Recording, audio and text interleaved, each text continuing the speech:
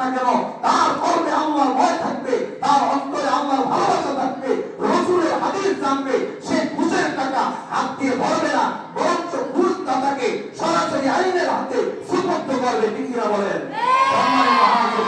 এভাবে যদি প্রত্যেকটা স্তরে আমাদের ইসলামিক শিক্ষা ব্যবস্থাপনা করা হয়, অথবা যদি তা নাও করে এই মাদ্রাসা প্রাথমিক শিক্ষা গ্রহণ করে আপনার সন্তানকে পরে অন্য যে কোনো জেনারেল লাইনে দিয়ে আপনার সন্তানকে শিক্ষিত করেন, সন্তান কোনোদিন নাস্তিক হবে না, কোনোদিন কুলাঙ্গার হবে না, রাসূলের সম্মান নিয়ে ইসলাম নিয়ে কটাক্ষ করে কোনো কথা বলবে না। এজন্য আমাদের সকলকে এই শিক্ষায় আসতে হবে, কোরআনের শিক্ষায় আসতে হবে। এবার বলি, এই কোরআনটা কোন জিনিস? এই কোরআনটা কেমন জিনিস? যে কোরআনটা আমরা শিখবো, যে হাদিসটা শিখবো, এই কোরআন সম্পর্কে আমরা একটু শিখি জানি। কোরআনকে যদি বলা হয়, কোরআন তোমার নাম কি? কোরআন বলে আমার নাম হলো ইন্নাহু লাকুরআনুন কারীম, আমার নাম কোরআনে কারীম। বলি সুবহানাল্লাহ।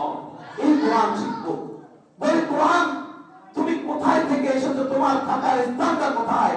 কোরআন জবাব দিয়ে বলে ফি লাউহিল মাহফুজ, আমি লাউহে মাহফুজে সংরক্ষিত ছিলাম। বলি সুবহানাল্লাহ। কোরআনকে যদি জিজ্ঞেস করি, হে কোরআন তোমার পরিচয় জানতে গিয়ে কোরআনকে জিজ্ঞেস করি, কোরআন তুমি কার পক্ষ থেকে এসেছো?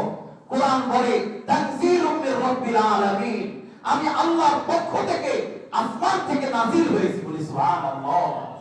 কোরআনকে যদি জিজ্ঞেস করি, হে কোরআন তুমি কিভাবে নাযিল হয়েছো, কার মাধ্যমে? তখন কোরআন বলে নাযালা বিহির রূহুল আমিন, আমি জিবরাইলের মাধ্যমে দুনিয়ায় অবতীর্ণ হয়েছি। সুবহানাল্লাহ। কোরআনকে যদি জিজ্ঞেস করি, হে কোরআন তুমি কার উপরে নাযিল হয়েছো? কোরআন বলে তাবারাকাল্লাযী নাযালাল ফুরকানা আলা আবদিহি লিয়াকুনা লিল আলামিন নাযীরা, নুজিলা আলা মুহাম্মদ, আমি মুহাম্মদের উপরে নাযিল হয়েছি। সুবহানাল্লাহ। কোরআনকে যদি বলা হয়, হে কোরআন তুমি এই দুনিয়ায় কোন সময় নাযিল হয়েছো? কোরআন বলে শাহরু রমাদান আল্লাযী উনজিলা ফীহিল কুরআন, আমি রমজান মাসে নাযিল হয়েছি। সুবহানাল্লাহ। রমজান মাসে কোরআন নাযিল হয়েছে। কোরআন জবাব দেয়, কোরআন কথা বলে। কোরআনকে যদি জিজ্ঞেস করি, হে কোরআন তুমি রমজান মাসের দিনে বা রাতে কোন সময় নাযিল হয়েছো? কোরআন বলে ইন্না আনজালনাহু ফি লাইলাতিল কদর, আমি কদরের রজনীতে আসমান থেকে লৌহে আরশ থেকে এই দুনিয়াতে নাযিল হয়েছি। বলি সুবহানাল্লাহ। কোরআন কিভাবে জবাব দেয়? কোরআনকে জিজ্ঞেস করি, কোরআন তোমার নাযিল হওয়ার স্থানটা কোথায়? কোরআন বলে লাউ আনজালনা হাযাল কুরআনা আলা জাবালিন লারাইতাহু, আমি কোরআন পর্বতে অবতীর্ণ হয়েছি। সুবহানাল্লাহ। কোরআনকে যদি জিজ্ঞেস করি, কোরআন তুমি এই দুনিয়ায় অবতীর্ণ হয়েছো, তুমি কোরআনকে কে সংরক্ষণ করবে? কোরআন বলে ইন্না নাহনু নাযালনা যিকরা ওয়া ইন্না লাহু লাহাফিজুন, আমি কোরআনকে আল্লাহ পাক নাযিল করেছে, আল্লাহ আমি কোরআনের সংরক্ষণ করবে। সুবহানাল্লাহ। এই কোরআন শিখার জন্য আমরা প্রস্তুত আছি তো ইনশাআল্লাহ?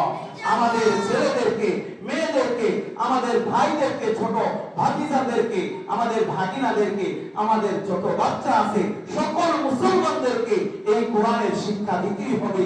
রাসূল বলেছে তালাবুল ইলমি ফারিদাতুন আলা কুল্লি মুসলিম, এমন ভাবে যদি কোরআনের সাথে কথা বলি অসংখ্য কথা বলা যাবে। কোরআনকে যদি জিজ্ঞেস করি, ও কোরআন তুমি এই দুনিয়াতে কেন নাযিল হয়েছো? কোরআন বলে হুদাল লিল মুত্তাকিন, আমি মুমিনদের জন্য পথ প্রদর্শক হব। বলে এই পথ কোথায় নিয়ে যাবে?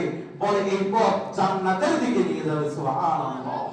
এই পথে যেতে রাজি আছি তো ইনশাআল্লাহ? আমরা সকলেই আলাদা করব আমাদের সন্তানদেরকে দ্বীনি শিক্ষা প্রাথমিকভাবে দিয়ে তারপরে আমরা অন্য যে কোনো লাইনে শিক্ষা দেব। আল্লাহ আমাদের সকলকে তৌফিক দান করুন। ওয়া আখির দাওয়ানা আলহামদুলিল্লাহি রাব্বিল আলামিন।